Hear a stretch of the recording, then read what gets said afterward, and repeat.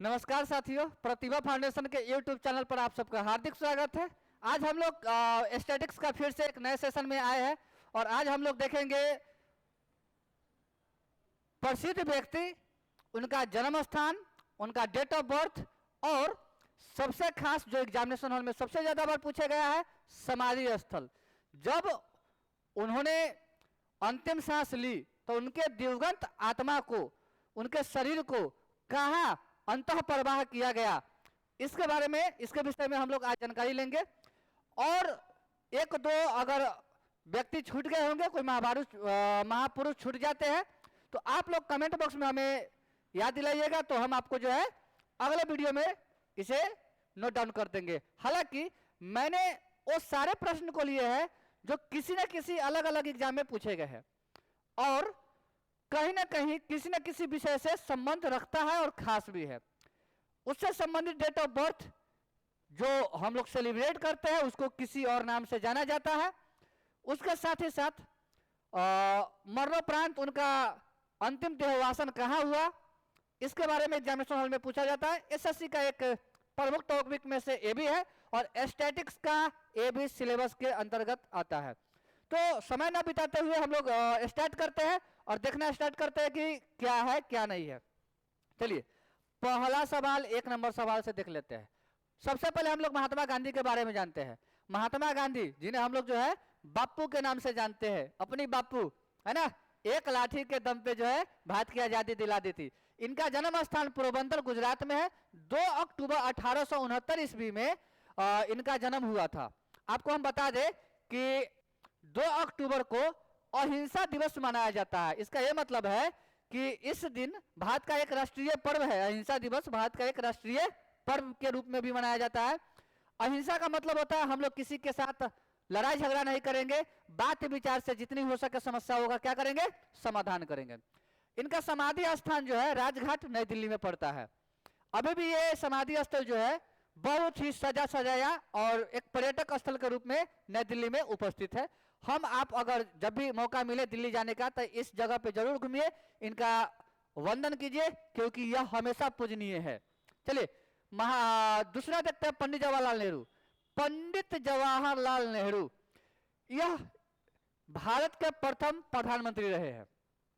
इनका जन्म स्थान प्रयागराज, जो कि उस समय इलाहाबाद में हुआ करता था। आपके लिए बता दें, आपके जानकारी के लिए बता दें कि इलाहाबाद जो है भारत का एक दिन का राजधानी बना था। और आप लोग कमेंट बॉक्स में छापिएगा कब बना था। इनका जो है जन्म हुआ था 14 नवंबर 1869। 14 नवंबर को हम लोग इन्हीं के उपलक्ष्य में बाल दिवस के रूप में मनाते हैं, क्योंकि इनको बच्चों से बहुत ज्यादा प्यार था, इसलिए 14 नवंबर को हम लोग बाल दिवस मनाते हैं। और इनका समाधि स्थल जो है, इनका समाधि स्थल आपको मिलेगा कहां, तो इनका समाधि स्थल मिलेगा शांतिवन में। समाधि स्थल कहां मिलेगा, शांतिवन में। चलिए, आते लाल बहादुर शास्त्री, भारत के दूसरे और सबसे ताकतवर प्रधानमंत्री, 1962 के चीन युद्ध के लिए जाने जाते हैं। लाल बहादुर शास्त्री जिनका जन्म जो है मुगल सराय में हुआ था। मुगल सराय का नाम चेंज करके अभी जो है पंडित दीनदयाल उपाध्याय कर दिया गया है।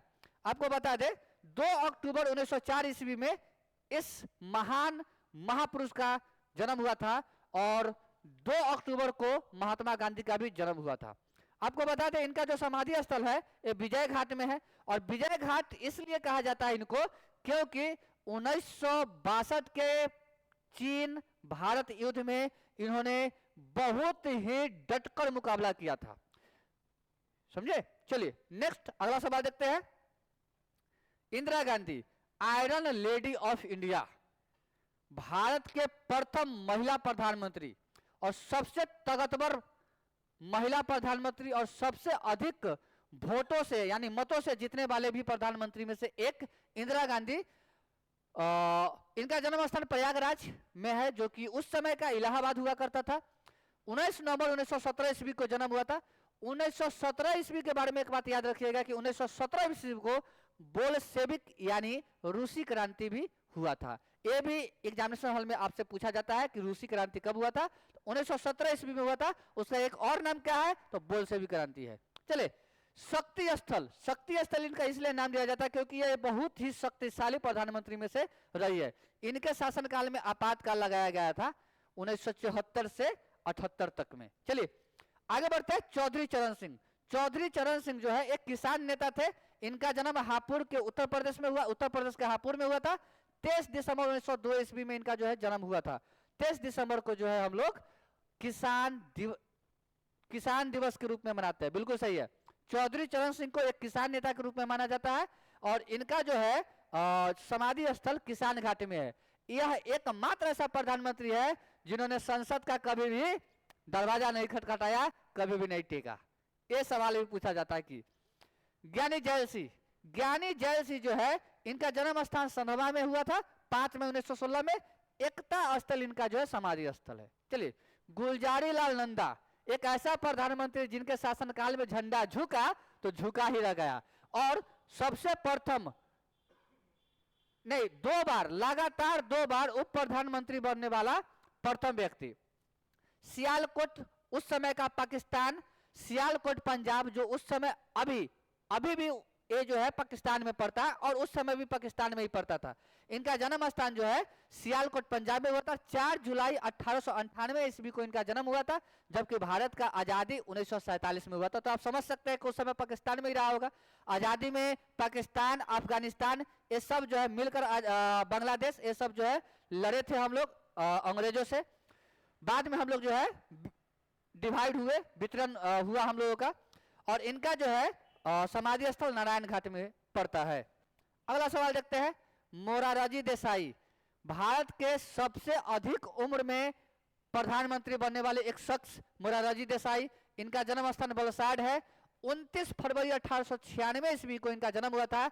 एकमात्र ऐसा प्रधानमंत्री जिनका डेट ऑफ बर्थ यानी कि जन्म दिवस प्रत्येक 4 साल के बाद आता है, क्योंकि आप देख सकते हैं 29 फरवरी 1896 ईस्वी को इनका जन्म हुआ था। तो एकमात्र ऐसा प्रधानमंत्री का नाम बताइए जिनका जन्म प्रत्येक 4 साल के बाद आता है, तो ये है मोरारजी देसाई। ठीक है। इन्हीं के शासनकाल में जो है जनता पार्टी का गठन हुआ था, जो बाद में चल के भारतीय जनता पार्टी बन गया। आगे बढ़ा देते हैं कि इनका जो है समाधि स्थल अभय घाट है। दोस्तों यदि कोई फैक्ट्स थोड़ा बहुत इधर उधर होता है तो आप लोग कमेंट बॉक्स में बताइएगा, हम उसका जो है प्रत्यक्ष प्रमाण भी देंगे किताब से। खैर चलिए, जो भी बोलते हैं बहुत ही अनुभव और सोच समझ के बोलते हैं, अपनी ज्ञान जो है उसके अकॉर्डिंग जो है आपके पास जो रखते हैं। भीमराव अंबेडकर 32 डिग्रियों का एक महान महारथी, महान योद्धा भीमराव अंबेडकर, जो कि मध्य प्रदेश के महू जिला से संबंध रखते हैं। 14 अप्रैल 1891 ईस्वी को इनका जन्म होता है और चैत्रा भूमि में इनको जो है समाधि स्थल बनाया गया था।